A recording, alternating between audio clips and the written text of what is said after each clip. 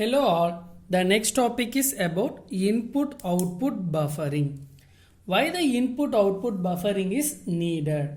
Okay, suppose a process wants to access or a process wants to read a block of data from a disk. As you know that we can read a block of data one at a time.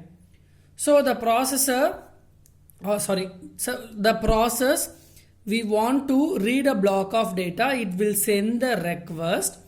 From that it will read the block of data and it will go and process in the user process section. Okay, but what is the problem occurs? First one, if the process P1 sends a request to read a block of data from the disk, okay, and from after read the block of data, it has to transfer to the user process and it will execute the operation. A process send a request and it will wait for a longer period of time because the time taken from the time taken to go and fetch the data from the input devices and store it in the user process to execute the operation. This whole time is comparatively high.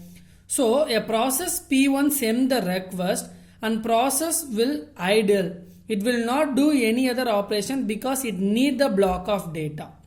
So it will wait for a longer period of time. So the program is stopped or the program is hung up. Okay. So because you know that the input output devices, the speed of the input output devices is comparatively slow. And next one is deadlock. How the deadlock will occur? A process P1 send a request to the input output devices. Okay. At some period of time, the P2 will overcome the P1, which means the P2 has a higher priority or the P2 will be P1 will be replaced by P2. But P1 already sent the request.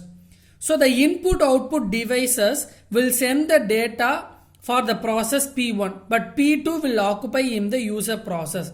So P2 may not be able to execute with that particular block of data.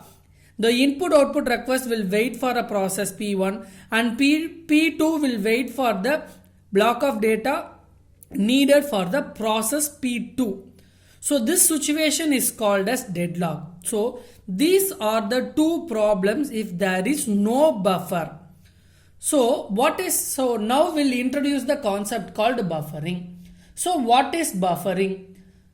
A block of data is transferred from the input devices to store in somewhere. The to stored in somewhere is called as buffer.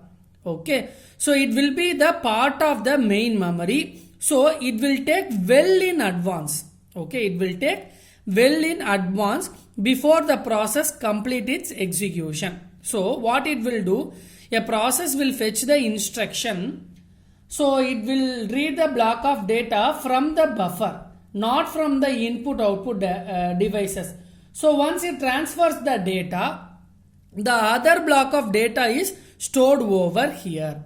So that is called as so it will act as a advanced. So for input operation, it will work as a advanced case. For output operation, if the request is made, then only the process has to move out. Sir, why if the request is not made, what is the problem? Before completing the execution or before write the data in any of the devices, if the process is moved out, then it will create a problem. So the concept is what? So it will made a request. Okay. So to perform an input operation, the transfers happen well in advance to perform an output operation after the request is made. And moreover, the input output devices are not a unique characteristics because there are so many input and so many output devices. Some of the input devices are input and output devices are block oriented device.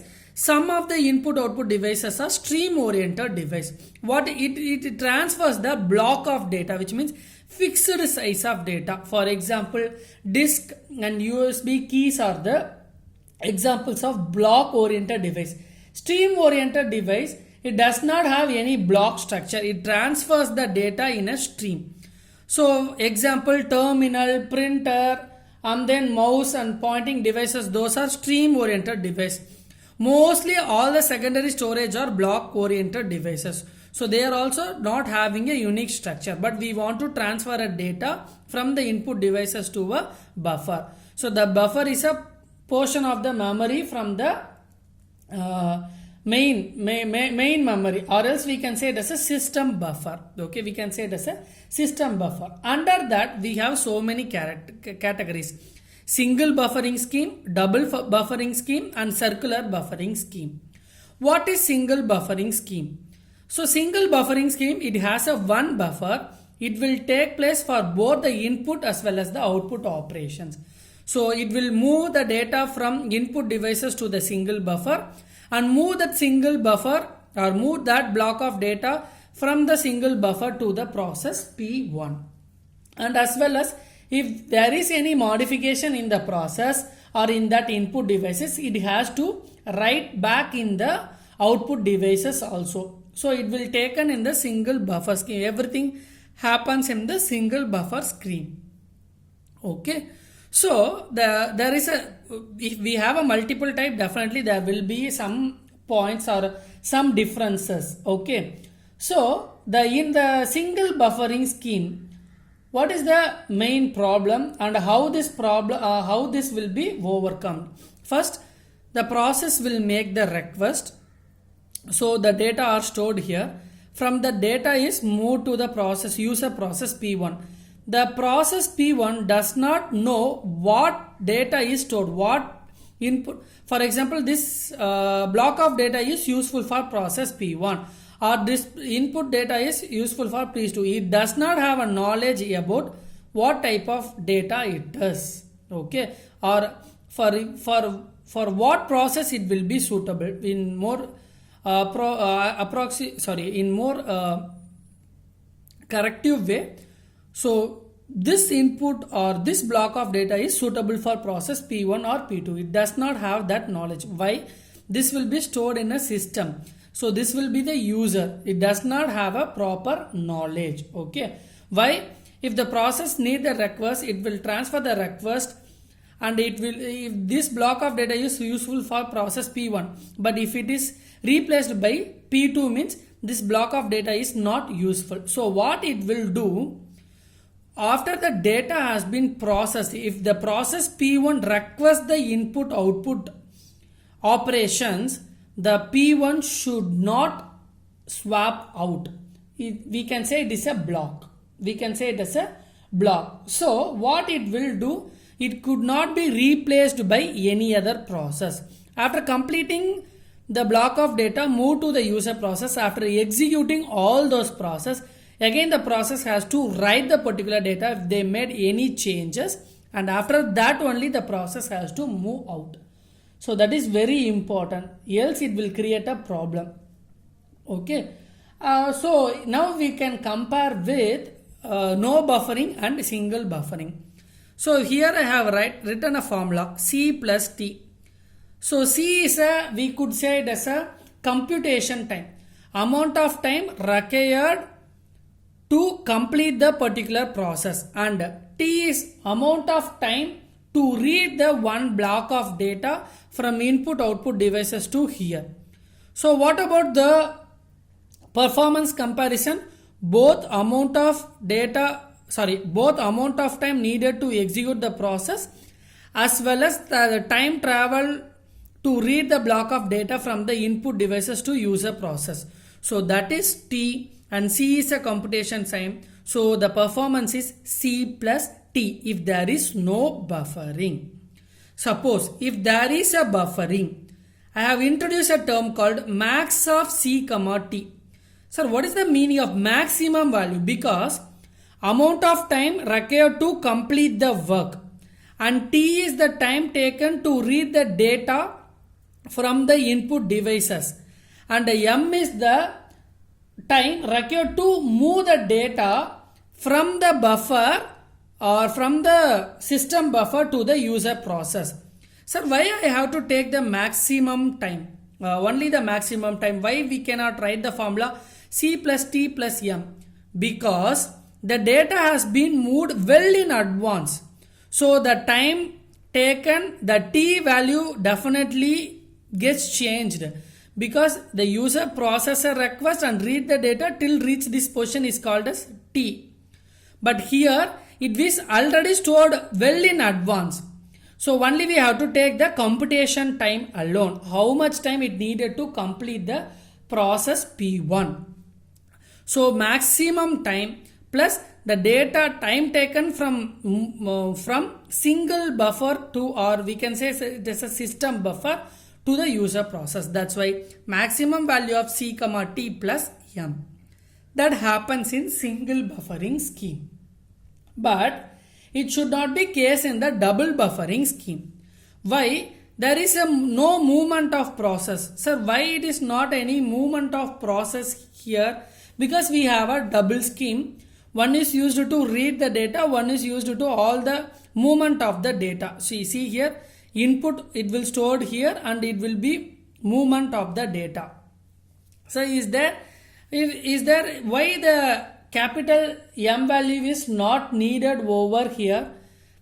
So this is actually a time taken from move from here to here. Since it is a double buffering, one is used to read, another one is used to move. So simultaneously read operation will take place, simultaneously movement operation is also take place. As soon as the user process executes, the amount of data is moved. See here, if input is made, it will be stored from here to here. Either one will be active, but here this will be made in separate buffer, this will be made in separate buffer. Okay, so it will read the data, it will stored in one buffer, it will move the data from the another buffer to the user process. So maximum of C comma T, but C should be less than or equal to T and C should be greater than or equal to T.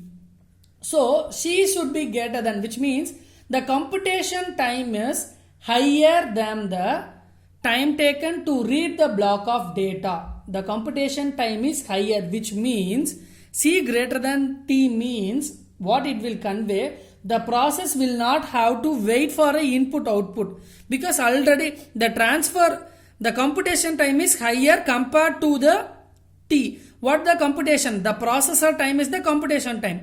T is the time taken the block of data from the input to read. So if you compare both the case, if the computation time is higher, which means the input, the process has not wait for a input output. This block of data is readily available to execute. That is the concept of this. But if the computation value is less than or equal to T, and definitely the time taken to fetch the data to reach the user process, it will take some time. Okay, we cannot assure that all the block of data is needed for the process P1 because it does not have the knowledge.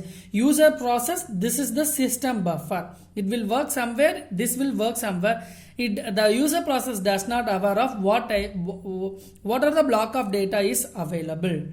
So this is the case. That's why C less than or equal to T, C is greater than or equal to T. And what about circular buffer? So circular buffer is, so like we can sometimes like some problem will occur, or we can say that the double buffering may be inadequate. Okay, so that's why we'll go for the circular buffer. Here more than 2 or more buffers are used. So the circular buffer is the collection of buffer. So with each individual buffer will be collected as the point. So that's why like both it will do read and it will move the operation. So here one more number of buffer here. So maybe few buffers are dedicatedly allocated to input and few buffers are moved, which means if this buffer of data is moved, it will become empty and it will store here. Or if it will fetch this buffer and it will store the data. So almost all types of data. Okay. So there are so many buffers. Okay, so many buffers. So ultimately the process has not wait for any input output operations. But if there is a case, we cannot assure that this buffering will overcome the smoothing technique, which means we cannot assure you that the user process will not wait not even a fraction of time. So that only for that purpose we have used the concept called multi-programming. So somewhere overcome in single buffering and somewhere overcome in double buffering and somewhere slightly overcome in the circular buffering. So the obvious concept of buffering is we have to reduce the time to fetch the data from the input output devices. This is the main concept of buffering. But if it is not overcome, it's like a tool which try to, we can say what is buffering. We could say that buffering is a tool that try to increase the efficiency of the operation and performance of the individual process. That is the ultimate meaning of buffering. So we have to make use of the process at all the time. Okay. So but we cannot guarantee that the buffering is a best tool. Okay, sometimes like it has to go and fetch the data, but it will be slightly comparatively if you draw the performance comparison. Okay, after implementing the concept of buffering, it will be the processor has been used effectively compared to the without buffering. So that's why they have written this formula. So be clear that y c plus t, why this max of c comma t plus m, why here plus m is not there. Okay, so you have to remember all those concepts. Thank you all.